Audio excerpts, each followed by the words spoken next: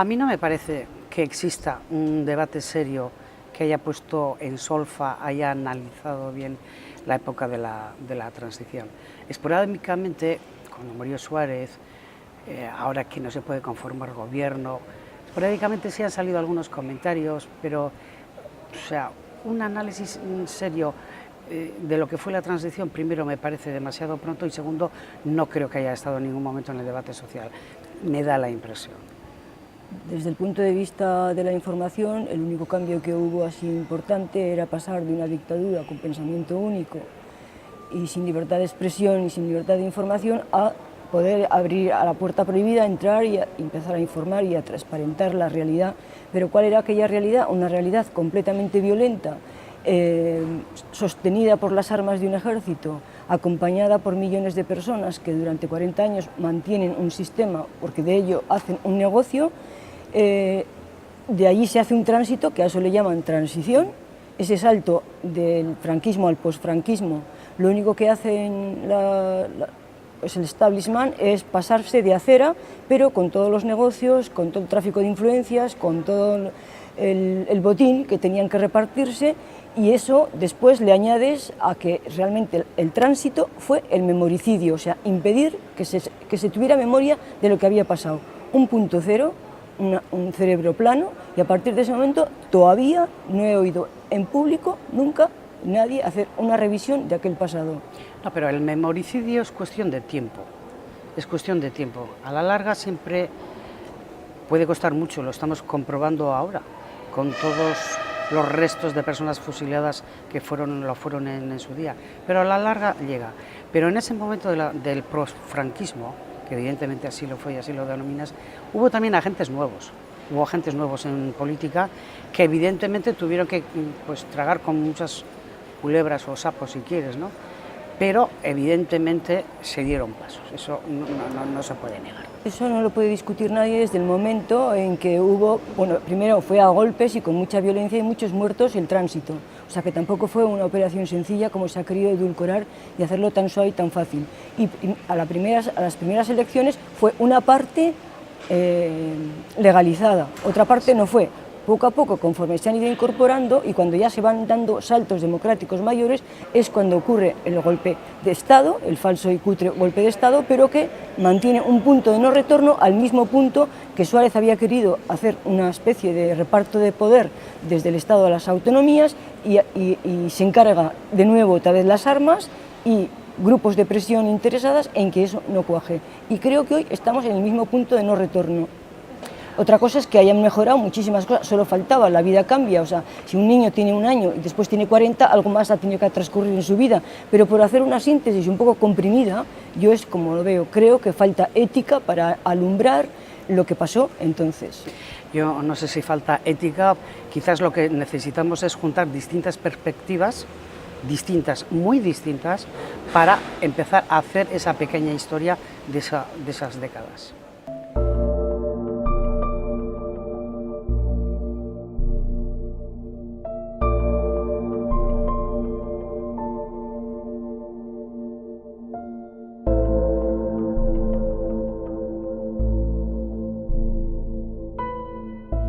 Bueno, la calidad del debate público de las fuerzas políticas o el debate público de la sociedad, porque suelen ir en paralelo pero no tienen por qué ser lo mismo.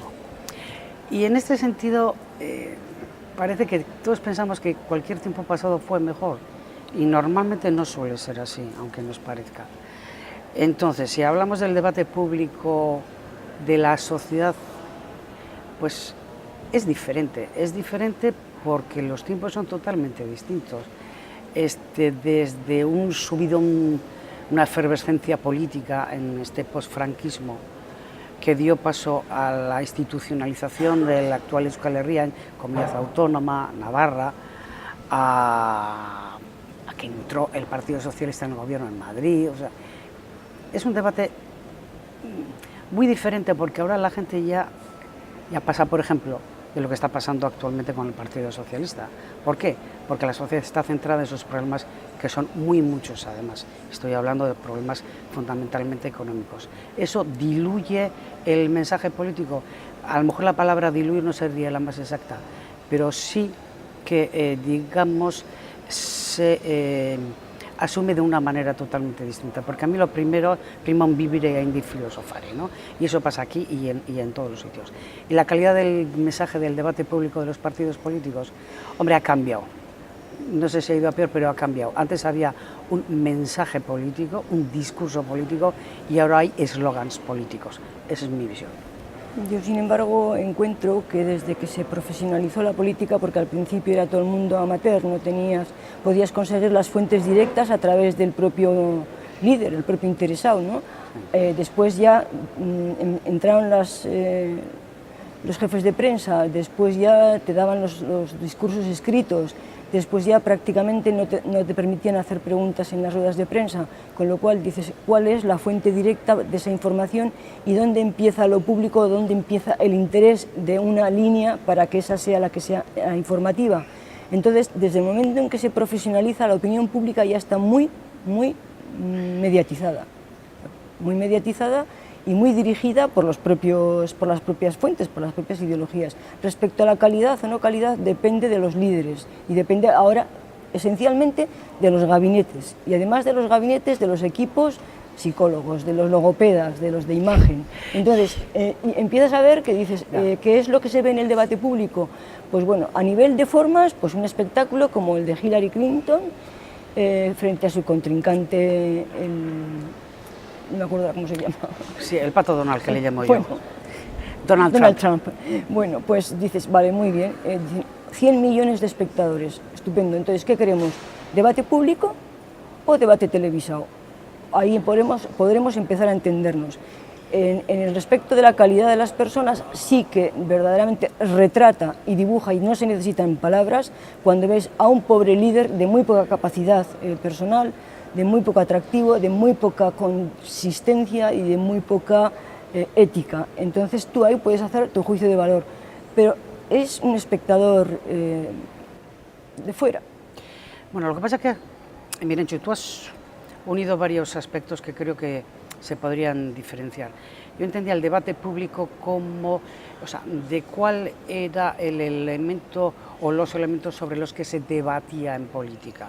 Y otra cosa son los medios de trasladar ese debate. Pero se debate de acuerdo a la actualidad de cada día, y entonces quién llega antes, quién mejor lo sabe hacer, o quién más contactos tiene, o quién más medios de comunicación es dueño y propietario y entonces da sus exclusivas. Entonces, eso es un aspecto. Otro, dices, a ver, la opinión, los articulistas, los editoriales, eso sería y otra cosa. ¿Cuál es la calidad de los editoriales? A mí me parece que sí, que no se puede decir que cualquier tiempo pasado fue mejor, porque no es cierto, muchísimas cosas han mejorado. Otras que ha pasado sencillamente que se han hecho publicitarias y que ya no tiene que ver realmente los contenidos políticos, ideológicos y de valores con los eslóganes. Que quizás el problema es que no hay discurso político, sino que hay eslogan. Y hay eslogan porque vamos a hacer una política minimalista, donde yo me voy a sentir más cómodo y donde los protagonistas, los políticos, a ellos sí podría estar de acuerdo contigo y con más de una persona, su talla política y su talla personal, digamos que dejan bastante que desear en comparación con los primeros políticos que lo fueron por vocación, no todos, otros ya tenían un historial. Claro, ahí entramos en un tema muy interesante, que es el valor de las personas, los líderes, sí, los carismáticos. Sí. En la historia de los pueblos siempre se produce de pronto periodos históricos muy ricos, porque confluyen cierto tipo de personalidades, pues por ponerte un ejemplo, Juan XXIII con Kennedy, que coincide, o Khrushchev, tres piezas que paran la Tercera Guerra Mundial, ¿no? Y dices, vale, eran tres tipos, tres personalidades que influyen. Y en el Estado español, en la transición, cuando empezó todo, sí que había unos personajes verdaderamente salidos de las universidades, no pasaban solo ahora, con una cultura profundísima, con unos valores humanos tremendos, con una ética humana fenomenal. Después hubo un declive, después ha habido un acomodo, y en el acomodo de vez en cuando, y muy de vez en cuando, surgen talentos y valores que son un poco los que afloran. Pero ahí sí que se ha diluido para mí muchísimo el liderazgo. Ahora sí, cualquiera lo lanzas, y encima no solamente lo lanzas al estrellato, sino que como se le ocurre hacer una imagen fija porque sostiene la mirada, no es la noticia, el contenido ni el continente de un debate, sino la mirada fija. Te ha decidido alguien hacerlo publicitar. Sí, por supuesto. Entonces coges y dices, ¿dónde está el valor? Ya, ¿Dónde está el valor? No. Pero luego también hay que ver cuánto tiempo va a durar.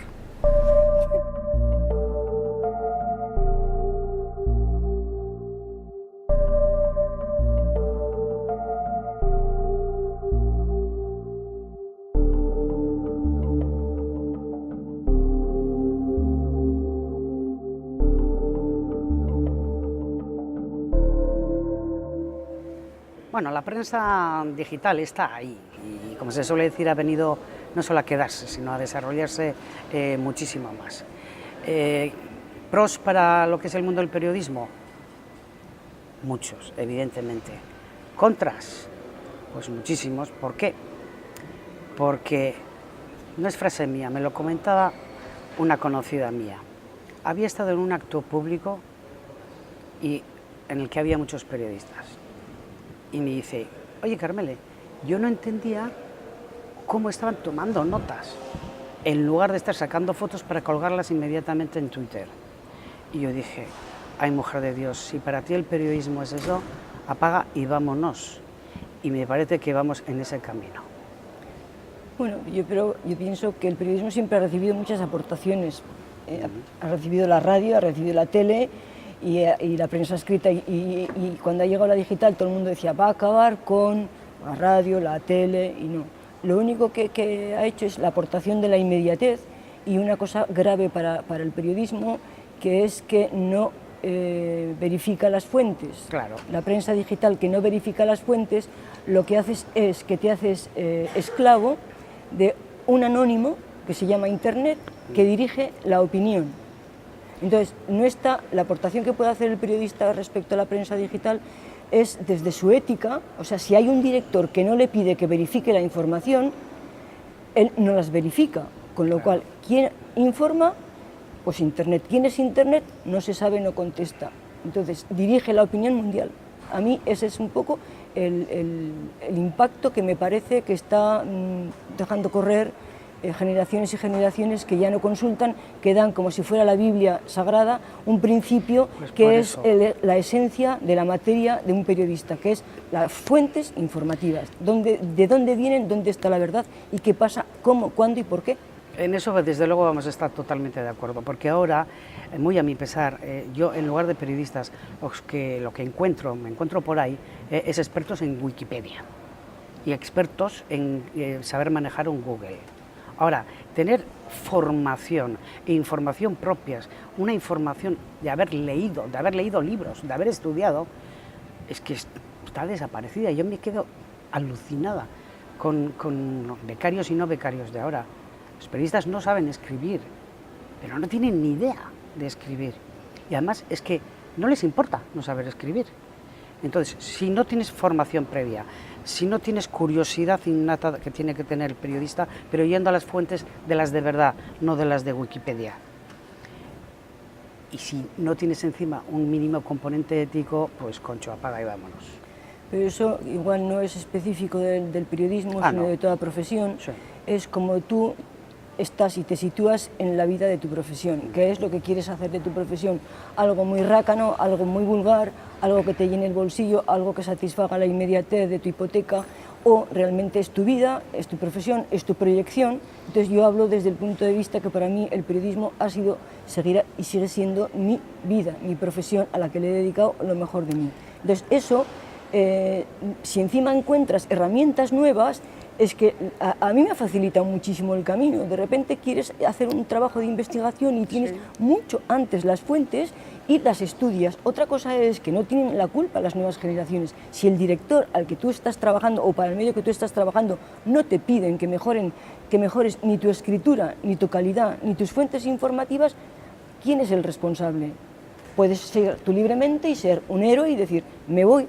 a otro periódico que le van a hacer lo mismo, o a otro periódico digital que le van a hacer lo mismo, o a otra tele que le van a hacer lo mismo. Entonces, ¿qué haces? Empiezas a coger la ola y lo único que se hace hoy en la actualidad a través de la digital es surfear, surfear y surfear. Pues por eso yo reivindico al periodista, no al experto en Wikipedia.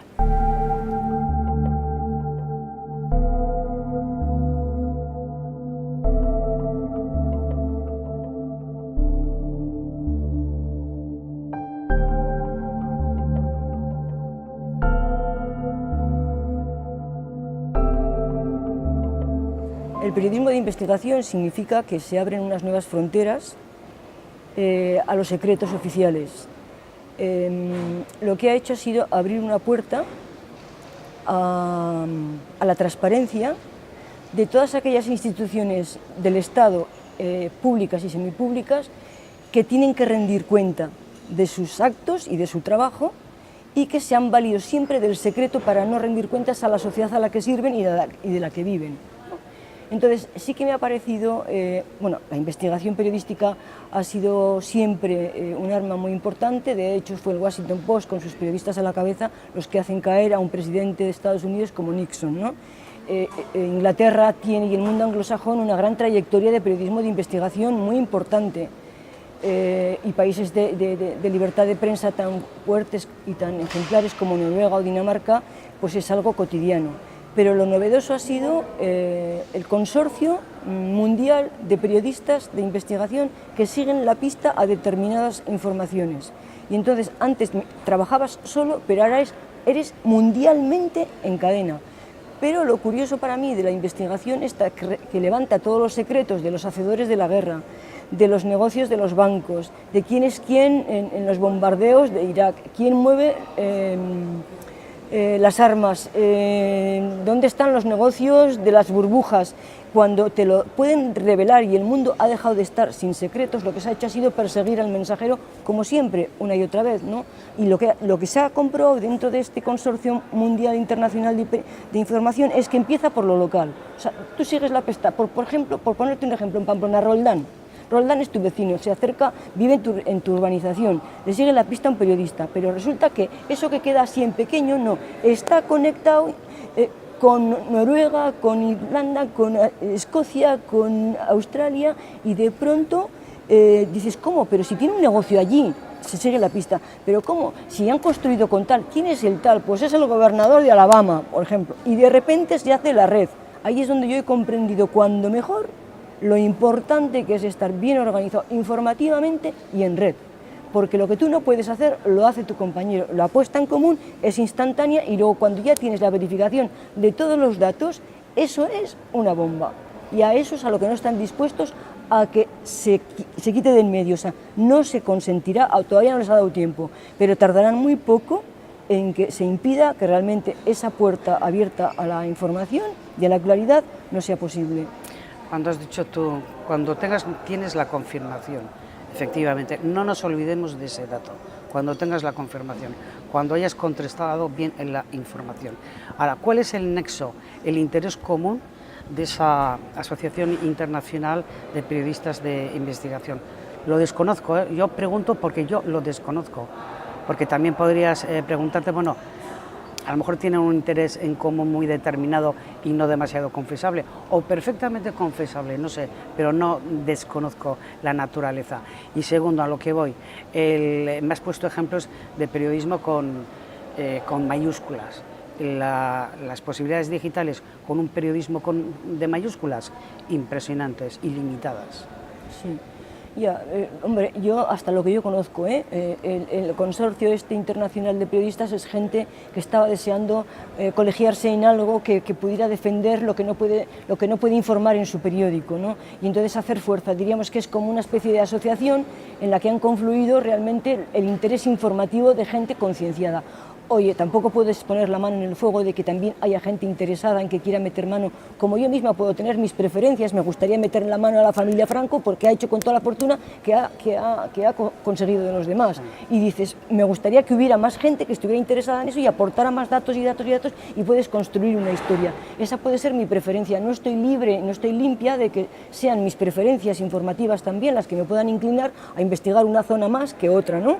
Pero dentro de eso, o sea, dentro de la libertad que tú puedas tener tus propias preferencias, a mí me parece que es muy plausible esa tarea que están haciendo, abrir la transparencia, hacerlo respirable y que sepan aproximadamente la gente quién decide la guerra, por qué mata a fulano, por qué construye este negocio y qué es lo que están haciendo con las instituciones oficiales que se benefician del interés político y de los impuestos de la gente. Entonces, es algo que se le deben de devolver a la gente, claridad y respeto.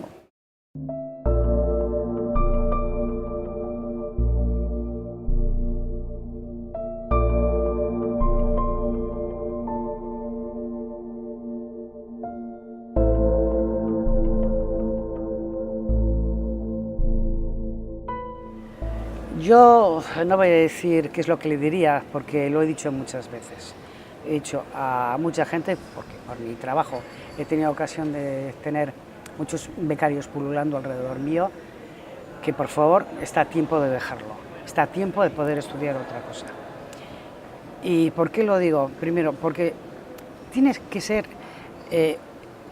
tener tan claro que quieres ser periodista, pero periodista vocacional, tienes que estar dispuesto a sacrificar muchísimas cosas. Sacrificar, por ejemplo, el no tener un puesto de trabajo digno. Prepárate a eso. Segundo, estudiar la carrera de periodismo, comunicación, que le llamen ahora, porque le han querido cambiar de nombre porque estaba el otro demasiado devaluado, no sé. No, estudia cualquier otra cosa, algo que te forme de verdad, y luego ya podrás informar con un pequeño reciclaje del lenguaje periodístico y se acabó, y poder informar sabiendo de lo que estás hablando y no encontrarte con casos que me he encontrado yo no ya es el tópico de que son periodistas y no leen nunca un periódico, es que les importa un comino lo que está pasando a su alrededor. Entonces, ¿para qué quieres ser periodista? Cambia de profesión, hombre. Yo, sin embargo, les diría que se tomaran muy en serio y que la disfrutaran la profesión, porque tienen en sus manos una materia prima esencial, importantísima, que es la información, la noticia, el comunicarle a la gente lo que pasa, dónde pasa y cómo pasa. Y que ahí eso lo administrara como lo que es un derecho de la sociedad, un derecho de las personas a estar informado. Para que pueda ejercer esa profesión, le pediría honradez. Honradez, que fuera una persona honesta, limpia y que verificara siempre las fuentes. Pero también me parece que es una de las profesiones más hermosas y más interesantes que yo he conocido, independientemente de lo mal pagado que es, de lo que se le está machacando a la profesión ahora, que es casi tan degradante que efectivamente eso es, clama al cielo, no tengo palabras, pero quiero separarlo respecto a lo que uno siente que es el camino de su vida. Y entonces, en ese sentir que es vocacional, sí que creo que hay que administrar con absoluto respeto esa materia tan importante, donde tú asistes a actos que la gente no está y tú tienes el deber de contarle lo que tus ojos ven y lo que tú has sentido, con integridad, y siempre verificando las fuentes y no dejándose avasallar ni ser un esclavo, y reivindicar que donde está la información y la verdad, no por ahí no pasa ni el director, ni el mandarín de turno, ni la ola que llega de repente, y que puedas resistirlo, porque la dignidad nos hace libres y la libertad sigue estando en tus manos. Pero yo rubrico de pe a pa todo lo que has dicho, pero te mueves en unos parámetros muy idealistas. La realidad hoy por hoy del periodismo, hechas algunas excepciones que evidentemente las habrá, es la que es. Tú te debes a la política editorial de tu director o del Consejo de Administración. No tienes tiempo para investigar, no tienes tiempo para, a lo mejor, comprobar, confirmar algo, alguna información que la tienes un poco todavía quilicolo.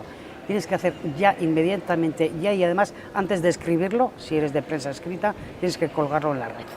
les aconsejaría, sin más, que es para no irme por otro lado, que fueran lo más honestos posibles con su propia conciencia y eso les hará libres.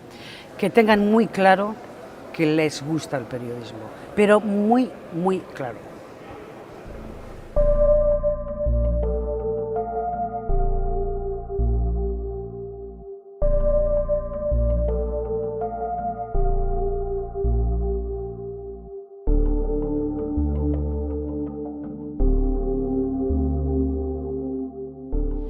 Bueno, que parece que se están dando. Digo, o subrayo lo de parece, porque yo soy de las de... Vamos a esperar un momento. Vamos a esperar un momento. Efectivamente, ha emergido una fuerza Podemos, con una fuerza increíble. En estas últimas elecciones autonómicas hemos visto que no era... quieto toro. El Partido Socialista, en principio, está como a punto de desaparecer. Démosle tiempo a reaccionar, que buena falta le hace. Y aquí el que aguanta de verdad es el Partido Nacionalista Vasco. En el posfranquismo que domina esto la transición, antes de la guerra civil, y ahora ha tenido la virtud, la virtualidad, la capacidad, el poderío, que diría un andaluz, de estar ahí encima del machete. Y con el poder en gobiernos, diputaciones, ayuntamientos, en épocas horribles, económicamente hablando. No hablemos de la época, por ejemplo, la década del acero, estoy refiriendo evidentemente a los años de ETA. Ha tenido la capacidad de estar ahí. La izquierda abertzale. ¿Quién nos hubiese dicho hace un año que le íbamos a oír a Arnaldo Otegi decir al PNV, oye, piénsatelo bien, porque a lo mejor podemos hacer las dos juntos muchas cosas? Nadie. Tiempo, un poquito de tiempo. No tengo certeza ninguna de que los ejes se vayan a cambiar, porque has apuntado al Partido Nacionalista Vasco y desde que Sabino Arana fundó el Partido Nacionalista Vasco hace más de un siglo y su objetivo era la independencia y la patria de los vascos, estamos en el mismo sitio o parecido. Y durante 100 años y durante toda la transición han nacido muchos partidos y han muerto muchos partidos, los ejes no se han movido. Entonces sí que está muy claro que hay una estación de ida y vuelta, ida y vuelta, ida y vuelta en el mismo raíl. Sí. No tengo certeza de que se va a mover nada del ida y vuelta, más que mejorar la cotidianidad, igual que uno mejora, pues no sé, su alimentación, su casa, y cambia los muebles, y decora la casa y la pinta. No creo que haya posibilidad alguna de que en la estación término no sea la misma en un solo carril de ida y vuelta. Estamos de acuerdo.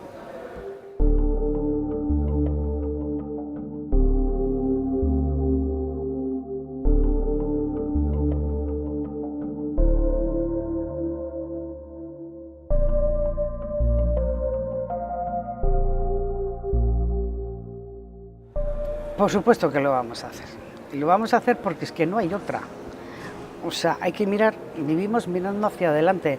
De vez en cuando echas vistazo al pasado, pero no demasiado, porque batallitas de la mili, a mí cuando me las contaban, aguantaba la primera vez.